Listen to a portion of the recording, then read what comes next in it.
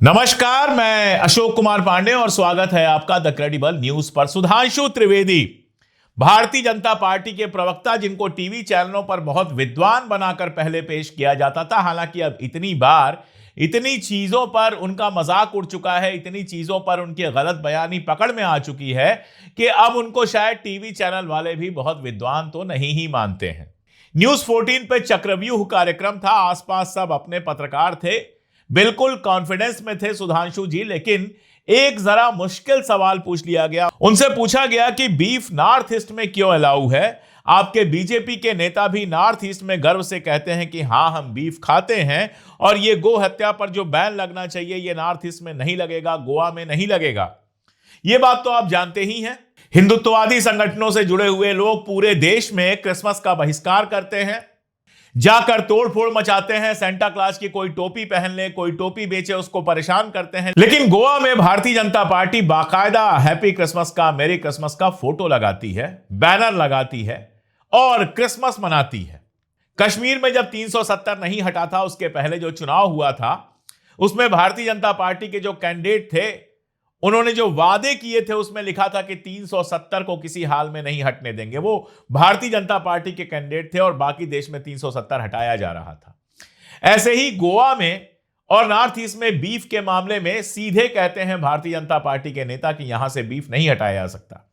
किरण रिजिजू ने कहा था, हां मैं बीफ खाता हूं, लेकिन उत्तर भारत में उनको गाय पर सारे तमाशे करने हैं, गाय के नाम पर नौटंकी करनी है। हालांकि क्या क्या हो रहा है यह मैं आपको बताता रहता हूं। कल ही मैंने आपको बताया था कि बनारस में एक पांडे जी और एक सिंह साहब पकड़े गए थे गाय की तस्करी करते हुए। बनारस यानी नरेंद्र मोदी का जो चुनावी इलाका है, जो जहां से वो चुनाव जीतते हैं, वहां दो लोग पकड़े गए थे गाय की तस्करी करते हुए।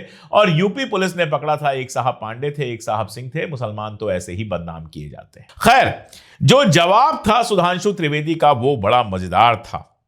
उनके हिसाब से नॉर्थ ईस्ट में जो बीफ खाया जाता है वो गाय नहीं है, वो मिथुन है। एक नया नाम लेकर आए, मिथुन। मुझे मिथुन चक्रवर्ती की याद आई। उनका नाम गाय चक्रवर्ती तो खैर नहीं हो सकता, मिथुन के बहुत सारे अर्थ हैं, खैर छोड़ देते हैं फिलहाल।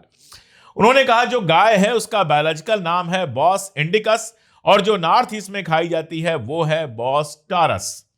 जैसे गाय माता है, लेकिन जर्सी गाय माता नहीं है, केवल भारतीय गाय माता है। दरअसल आप डिक्शनरी देखेंगे या समझने की कोशिश करेंगे तो बॉस इंडिकस कहा जाता है जो कुबड़ वाली, गर्मी सहन करने वाली यानी गर्म इलाकों में होने वाली गायें होती हैं और जिनका दूध थोड़ा कम निकलता है, लेकिन औषधीय गुण उसमें होते हैं। तो हमारे आसपास यूपी में, बिहार में, मध्य प्रदेश में, इन जगहों पर जो गायें आपको दिखाई देती हैं वो देशी गाय होती हैं।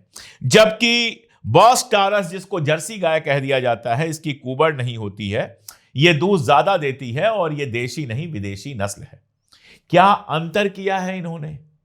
कल को इस देश में अगर कोई विदेशी महिला आती है और उसके साथ बलात्कार हो जाए तो ये कहेंगे देशी महिलाओं के साथ ऐसा करना गलत है, विदेशी के साथ कोई बात नहीं है। कल को किसी विदेशी की यहां पर हत्या हो जाए तो कहेंगे देशी की हत्या करने के लिए 302 लगेगा, लेकिन विदेशी की हत्या करने के लिए 302 नहीं लगेगा। साइंस पढ़ाने लगेंगे, ज्ञान देने लगेंगे। अब गाय देशी और विदेशी गाय हो गई। मैं एक सवाल पूछ लेता हूं, अगर दिल्ली में कोई बुचड़खाना खोले और कहे कि हम सिर्फ जर्सी गाय काटेंगे, देशी गाय नहीं काटेंगे, बॉस टॉरस काटेंगे, बॉस इंडिकस नहीं काटेंगे, तो क्या दिल्ली की सरकार इसकी अनुमति दे देगी? क्या जिन राज्यों में गो हत्या निषेध का कानून है, कहीं भी बोस इंडिकस और बोस टॉरस के बीच कोई भेद किया गया है? यह बहुत बढ़िया है। चित भी मेरी, पट भी मेरी। नॉर्थ ईस्ट में गाय काटेंगे क्योंकि वो बॉस टॉरस है। वैसे ये भी पूरी तरह से सही बात नहीं है कि वहां पर सारी गायें विदेशी नस्ल की होती हैं। और देशी विदेशी आपने यूपी बिहार के हिसाब से बनाया है कि भारत के हिसाब से बनाया है? क्या नॉर्थ ईस्ट भारत का हिस्सा नहीं है? क्या वो हमारे देश का हिस्सा नहीं है? तो जो नस्ल वहां पर बनी है, जो नस्ल वहां की है, क्या उसको देशी गाय नहीं कहेंगे? वो वहां की देशी गाय है। हर जगह की अपनी अपनी नस्ल होती है। क्या वहां की गाय को देशी गाय नहीं कहेंगे? क्या वहां की गाय गो हत्या कानून के तहत नहीं आती है? क्या कोई नॉर्थ ईस्ट से गाय लेकर आए और यहां पर उसको काटने की कोशिश करे तो जो गौ भक्त हैं वो कह देंगे कोई बात नहीं, नॉर्थ ईस्ट की गाय है। वैसे नॉर्थ ईस्ट को ये लोग देश अगर मानते तो देहरादून में एक नॉर्थ ईस्ट के बच्चे को पीट पीट कर मार नहीं दिया गया होता। इनके देश का कंसेप्ट ही गजब है, जहां नॉर्थ ईस्ट देश नहीं है और इसीलिए नॉर्थ ईस्ट की गाय को तकनीकी भाषा में उलझाकर कहा जा रहा है वो तो विदेशी गाय। और गोवा, गोवा आपका देश है कि नहीं है? गोवा में गाय होती है कि नहीं होती है?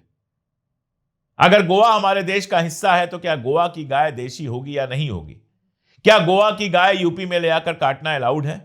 क्या गोवा की गाय बगल के महाराष्ट्र में ले जाकर काटना अलाउड है? अगर महाराष्ट्र में उस गाय को काटना गोहत्या कानून के तहत आता है तो फिर वो अलग गाय कैसे हो गई? वैसे सुधांशु जी कोई नई बात नहीं कर रहे हैं, किस्सा आप सुन लीजिए, बहुत मजेदार। यह किस्सा जो है उनकी जीवनी है, हार नहीं मानूंगा, लिखी है हमारे मित्र पत्रकार हैं विजय त्रिवेदी। उन्होंने एक घटना का वर्णन किया है। उन्होंने बताया कि जब अमेरिका के दौरे पर अटल बिहारी वाजपेयी, जो इनकी पार्टी के प्रधानमंत्री रहे हैं, वो गए तो शाम को जिस टेबल पर बैठे थे खाना परोसा जा रहा था, वहां पर बीफ का आइटम भी, गोमांस भी परोसा जा रहा था। तो उनके साथ एक कांग्रेस के नेता मुकुल बनर्जी थे। मुकुल बनर्जी ने पूछा कि भाई यहां तो बीफ परोसा जा रहा है वाजपेयी जी, कैसे चलेगा? तो वाजपेयी जी ने कहा कि ये गाय इंडिया की नहीं अमेरिका की है। बहुत बढ़िया, इंडिया में गाय माता है और विदेश में जाकर गाय खाता है। यह भारतीय जनता पार्टी का चरित्र है और इतना ही पुराना नहीं है। अटल बिहारी वाजपेयी के तो बहुत सारे किस्से हैं, कितने सुनाऊं, जाने दीजिए। विनायक दामोदर सावरकर जो इन लोगों के लीडर हैं, वैचारिक लीडर हैं, जिनको लेकर ये लोग कूदते उछलते रहते हैं। मैंने एक अलग से वीडियो किया था जिसमें उनके गो हत्या पर क्या विचार है वो सब मैंने आपको बताया था। उन्होंने अपनी किताब में जो उनका 10 पार्ट्स में जो उनका कंप्लीट वर्क्स है, हिंदी में भी छप चुका है, अंग्रेजी में भी छप चुका है, मराठी में भी छप चुका है, जहां से चाहे पढ़ लें, उसमें उन्होंने गाय के बारे में कई लेख लिखे हैं। एक लेख में वो लिखते हैं कि गधा गाय से बेहतर जानवर है, गाय की पूजा का मजाक उड़ाते हैं।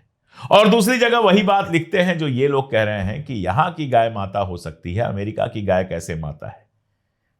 तो हिंदुस्तानी गाय माता है, अमेरिका जाकर खाता है, ये तो पहले ही था। अब सुधांशु त्रिवेदी जी ने इसको बढ़ाकर भारतीय जनता पार्टी का एक नया नारा बना दिया कि दिल्ली, यूपी, मध्य प्रदेश, गुजरात, यहां की गाय तो माता है, लेकिन जब नॉर्थ ईस्ट बीजेपी का नेता जाता है या गोवा जाता है तो वहां की गाय आराम से खाता है, वहां की गाय इसकी माता नहीं है। अरे एक जैसे जो जीव होंगे तो मां नहीं होगी तो मौसी होगी।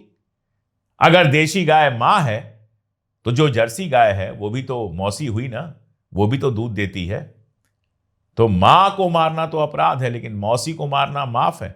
ये सुधांशु त्रिवेदी जी ज्ञान दे रहे हैं टीवी चैनल पर बैठकर। सोच के देखिए कि यही बात किसी मुसलमान ने कह दी होती, यही बात कांग्रेस के किसी नेता ने कह दी होती, आरजेडी के नेता ने कही होती, सपा के नेता ने कही होती, किसी और पार्टी के किसी नेता ने यह बात कह दी होती कि नॉर्थ ईस्ट की गाय तो माता नहीं है, गोवा की गाय तो माता नहीं है, केवल हमारे यूपी, बिहार, मध्य प्रदेश वगैरह वगैरह जगहों की गाय माता है, तो क्या हुआ होता?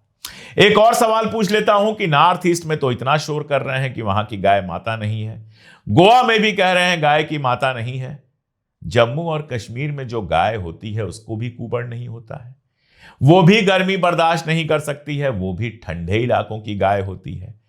लेकिन अगर कश्मीर में गो हत्या करता हुआ कोई पाया जाएगा तो उसके साथ क्या व्यवहार होगा वो आप अच्छी तरह से जानते हैं। और यह मैं बता दूं कि डोगरा राज में सबसे बड़ा अपराध गो हत्या को बना दिया गया था।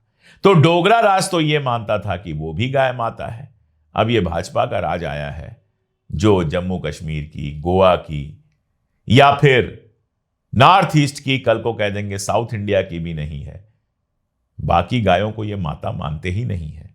अरे ये जो दोहरा चरित्र है ना, ये दोहरा चरित्र अब आपके गोदी मीडिया के पत्रकार भी पहचान रहे हैं और इसीलिए इस तरह के सवाल पूछ रहे हैं और इस तरह का जवाब देकर आप अपना और अपनी पार्टी का मजाक उड़वा रहे हैं। आपको क्या लगता है कमेंट में बताइएगा। जुड़े रहिए हमारे साथ, देखते रहिए हमारे वीडियोस और संभव हो तो इन वीडियोस को दूर तक अपने रिश्तेदारों और अपने दोस्तों को भी पहुंचाइए, क्योंकि सच का दूर तक पहुंचना जरूरी है। आज के लिए इतना ही, बहुत शुक्रिया।